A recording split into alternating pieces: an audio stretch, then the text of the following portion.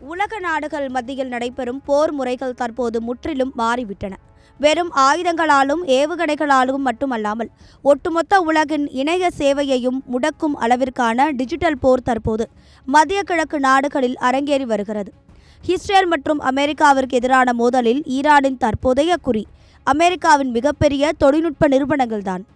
துபாயில் செயல்பட்டு வரும் முன்னணி மென்பொருள் நிறுவனமான ஆரக்கிள் தரவு மையத்தின் மீது, அதாவது டேட்டா சென்டரின் மீது நேற்றிரவு தாக்குதல் நடத்தியுள்ளதாக ஈரான் அதிகாரப்பூர்வமாக அறிவித்துள்ளது. ஆனால் அப்படி ஒரு தாக்குதலே அங்கு நிகழவில்லை என துபாய் அரசாங்கம் அதனை திட்டவட்டமாக மறுத்துள்ளது.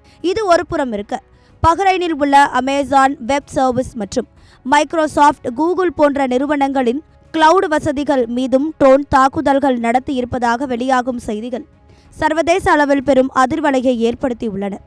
இந்த தாக்குதல்களின் விளைவாக பஹ்ரைனில் உள்ள தங்களின் சர்வர்கள் சில வாரங்களுக்கு செயல்படாது என அமேசான் நிறுவனம் அறிவித்துள்ளது. உலகளாவிய இணைய பயன்பாடு, வங்கி சேவைகள், பங்கு சந்தைகள் என அனைத்தும் இயங்குவது இந்த டேட்டா சென்டர்கள் மூலமாகத்தான். இவற்றை முடக்குவதன் மூலம் அமெரிக்கா பொருளாதாரத்தை நிலைகுலைய செய்ய முடியும் என ஈரான் கருதுகிறது. இதன் தொடர்ச்சியாகவே கடந்த வாரம் கூகுள், ஆப்பிள், மெட்டா உள்ளிட்ட 17 மிகப்பெரிய அமெரிக்க நிறுவனங்களுக்கு ஈரான் நேரடி மிரட்டல் விடுத்திருந்தது குறிப்பிடத்தக்கது.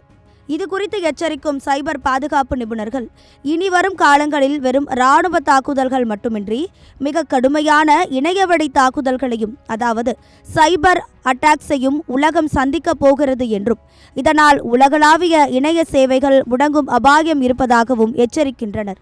மனித உயிர்களை தாண்டி தற்போது மனிதர்களின் அன்றாட வாழ்வாதாரமான டிஜிட்டல் உலகத்தின் மீது போர் தொடுக்கப்பட்டுள்ளது. எந்த நேரமும் இணையம் முடங்கலாம் என்ற இந்த சூழலை உலக நாடுகள் எப்படி கையாள போகிறது என்பதை பொறுத்திருந்துதான் பார்க்க வேண்டும்.